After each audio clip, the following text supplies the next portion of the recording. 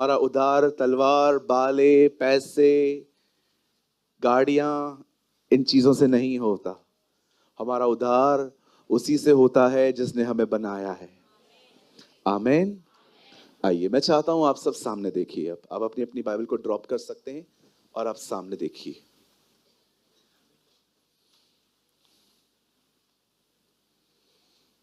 बड़े ध्यान से सुने।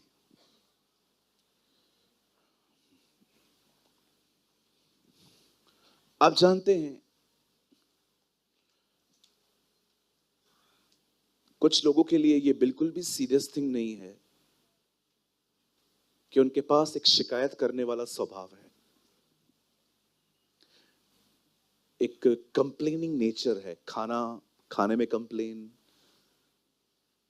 पीने में कंप्लेन, हर चीज में complain. They don't have the spirit of praise. उनके पास परमेश्वर की आराधना वाली आत्मा नहीं है।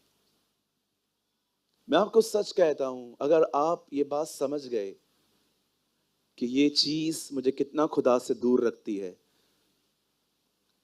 आप जानते हैं गुनाह, क्यों खुदा गुनाह के इतना खिलाफ है? क्योंकि वो जानता है गुनाह आपको उससे दूर रखता है, इसीलिए वो उसके खिलाफ है। क्योंकि यीशु इतना ईगर था इस पृथ्वी पर आपको पाने के लिए कि उसने अपनी जिंदगी की परवाह भी ना की। उसने कहा कोई बात नहीं, हम तो वो काटते हैं जो हमने बोया था, पर बाइबल उसके बारे में कहती है उसने वो काटा जो उसने कभी बोया भी न था। हम तो गुनाहों की सजा पाते हैं, उससे तो कुछ भी नहीं किया था। देन टू आप देखो उसकी हालत क्रूस पे कैसे की गई। ऐसी हालत थी प्रभु की कि रेजरेक्शन के बाद, पुनरुत्थान के बाद कोई उससे पहचान नहीं पा रहा था। कितनी बार यीशु कहता था मेरे पांवों को देखो, मेरे हाथों को देखो। वो बार बार उनको अपने होल्स दिखाया करता था कि ये देखो।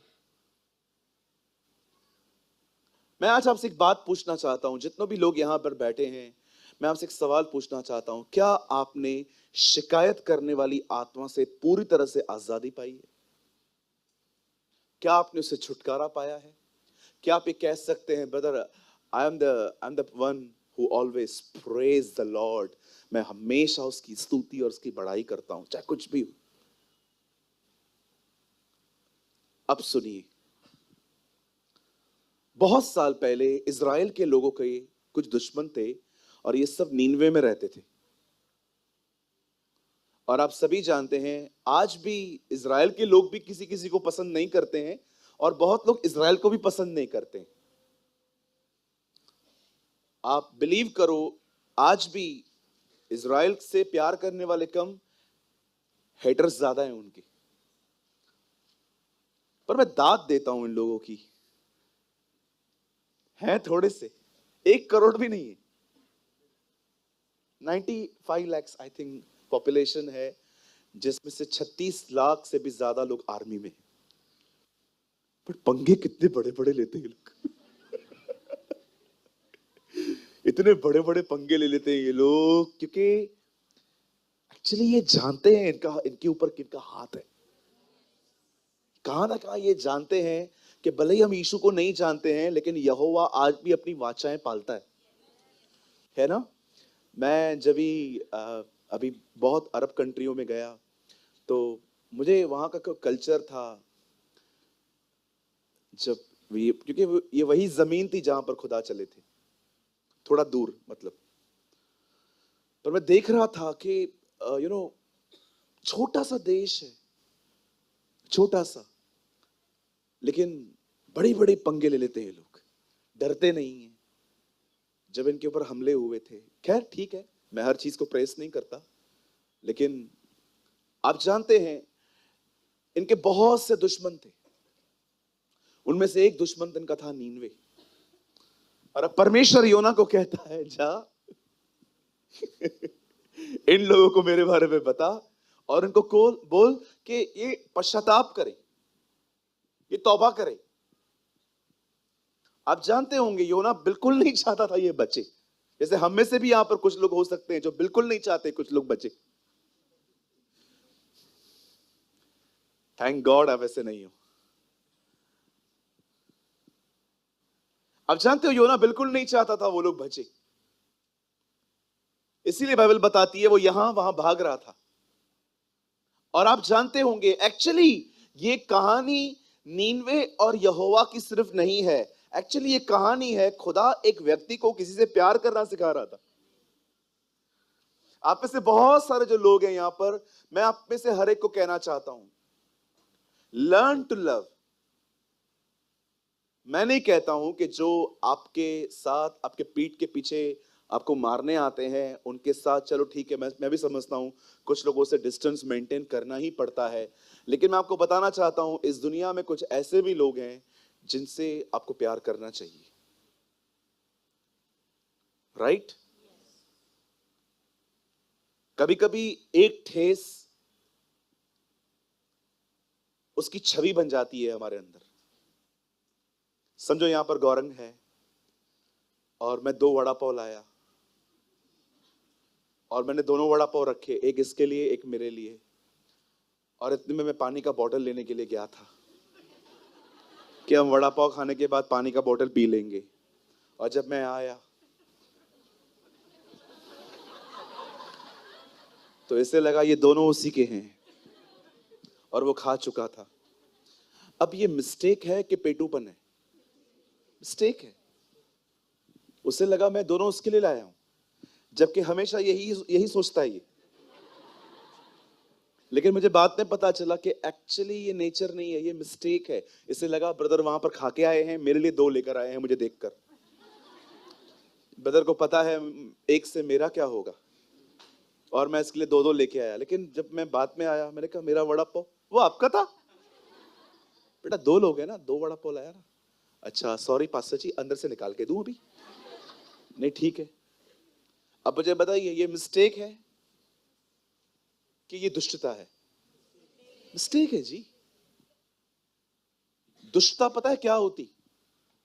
इसे पता है ये मेरा है, उसके बाद भी खा गया।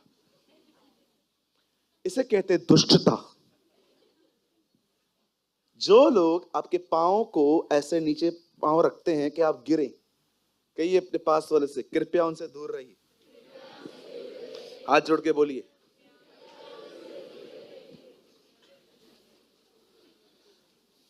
आपको पता है कुछ प्रेम दूर रह के अच्छे रहते, कुछ प्यार ऐसे भी होते हैं अगर दूर से करो तो ज्यादा अच्छा है, करीब जाओगे और बम फटेंगे। हालेलुया। कितने लोग सहमत हैं? हमारी बाइबल में हर जगह लिखा है चिंता न करो, व्यभिचार न करो, घमंड न करो, गुस्सा मत करो, जलन मत करो। वहां पर ऑप्शन नहीं है कि अगर चाहो तो न करो, देयर इज नो कैप्शंस। पर एक चीज खुदा के कलाम में लिखी है, जहां तक हो सके मेल मिलाप करो। प्रभु यहां पर आपने हमें ऑप्शन क्यों दिया है हो सके तो? क्योंकि प्रभु भी जानता है सब जगहों पे मेल मिलाप पॉसिबल नहीं है। You know he's a very wise God। वो बड़ा बुद्धिमान खुदा है। वो जानता है कुछ मेल मिलाप करने के बाद बम फटेंगे, बम। बोलिए बाजू में बम। हाँ, इट्स बेटर कि कुछ दूरी पर कुछ प्यार किए जाएं। माफ करना ये नहीं होता जी कि आपको मैं माफ करके गोदी में लेके घुमाऊं। माफ करना ये होता है कि मैं आपको माफ करूं और उसके बाद मैं आपके किसी भी जो हर्ट आपने मुझे दिया है, मैं उसकी चर्चा मैं किसी से नहीं करूंगा। इसे कहते हैं फॉरगिव कर। लेकिन अगर आप माफ करने के बाद, गौरंग इधर तो तैयार या तो रविवार को तैयार रहा कर 3-4 बार आने के लिए। अगर इसने मुझे हर्ट किया, अगर ये मेरा वड़ा पाव खा गया, इन्होंने मुझे इतनी बड़ी ठेस पहुंचाई, मेरा नाश्ता खा गया, और अब मैंने उसको बोला खा गया ना, चल ठीक है मैं तुझे माफ करता हूं, ठीक है जा मैं तुझे माफ करता हूं। अब मैंने माफ कर दिया, अब मैं आपसे मिलता हूं, मोटे से बच के रहे। कभी भी नाश्ता लेके आ रहा है दूर रख, जब भी इससे मिलने जा रही है ध्यान दिया करना।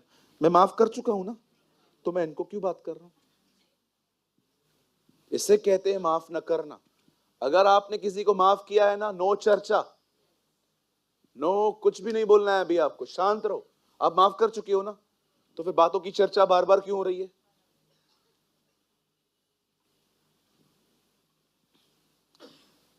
एक बार अगर आपने किसी को माफ कर दिया है, आप उन बातों की चर्चा किसी से न करें। कहिए फाइल खत्म हो गई है। हाँ, अभी उसको कोने में दबा दो, एक एक को फाइल खोल खोल के नहीं दिखानी है। एक बहन ने कॉल किया था, सूरज भाई मेरी जेठानी मुझे बहुत तंग करती है, क्या करना चाहिए? क्या करना चाहिए मतलब? माफी करना है और क्या करना है? विठलवाड़ी तो मानू खड़ी को रहा है हमारे यहाँ, क्या क्या करूं? लोगों को मंगाऊं मार खाने? लड़ना है आपको? अगले दिन कॉल करके बोलती है, ठीक है ब्रदर मैंने माफ कर दिया है, लेकिन मैं उससे कभी बात नहीं करूंगी। इतनी नफरत है आपके अंदर। आप जानते हो परमेश्वर योना को कहता है, जा और मेरे लोगों से बातचीत कर। योना टिकट लेके कहीं और चला जाता है। परमेश्वर से कहता है जा नीनवे, लेकिन बाइबल बताती है वो तरशीश चला गया। एक टिकट खरीदता है स्लीपर क्लास की, आप देखिए जाके सो गया। कई जगहों की ये हालत है, ऊपर तूफान है, प्रार्थना करने वाले सोए हैं। मैं आपसे एक बात पूछना चाहता हूं, आपकी जिंदगी में तूफान आ रहे हैं, आप सोए हुए हो, उठो। कभी कभी दुआ करनी पड़ती है, कभी कभी सोना भी पड़ता है, लेकिन ये बंदा उठ ही नहीं रहा है। लोग आके कहते हैं योना उठ, जिसको मानता है उसकी दुहाई दे, संभव है वो तुझ पे दया करे। और सब दुआ करना शुरू करते हैं। उन दिनों में चिट्ठियां डालने वाला सिस्टम था,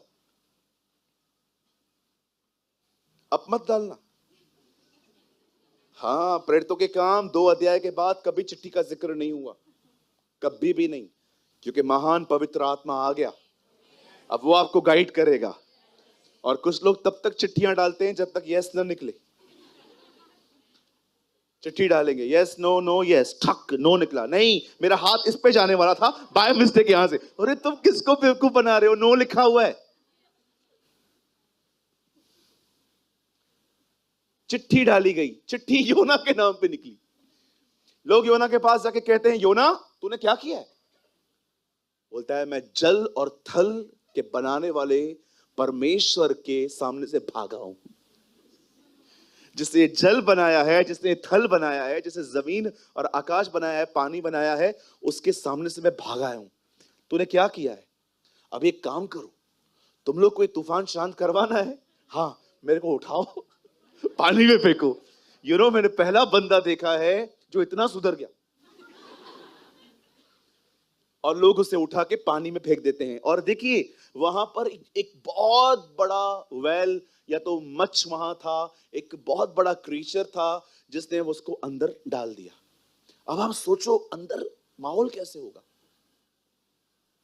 हम खाना खाते हैं, हाथ में कितना खाना फ्रेश होता है, आपने देखा है अंदर जाके कैसे हो जाता है।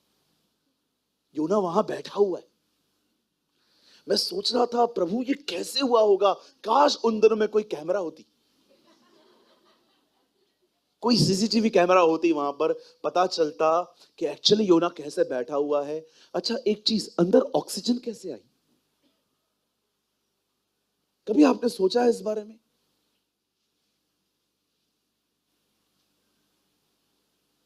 अब मैं आपको कुछ बताना चाहता हूं जो मिस हो गया है हमसे। आप जानते हो 3 दिन योना अंदर था। हम जानते हैं लोग प्रभु से पूछते थे आपका कोई चिन्ह दो। जैसे योना 3 दिन 3 रात मच्छ के पेट में था, वैसे ही मैं ही 3 दिन 3 रात जमीन के नीचे रहूंगा।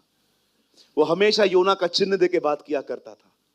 इवन जीसस ने न्यू टेस्टामेंट में एक बात कही कि योना नीनवे को गया और वहां के लोगों ने उसको सुनकर पश्चाताप किया, और देखो यहां वह है जो योना से बड़ा है।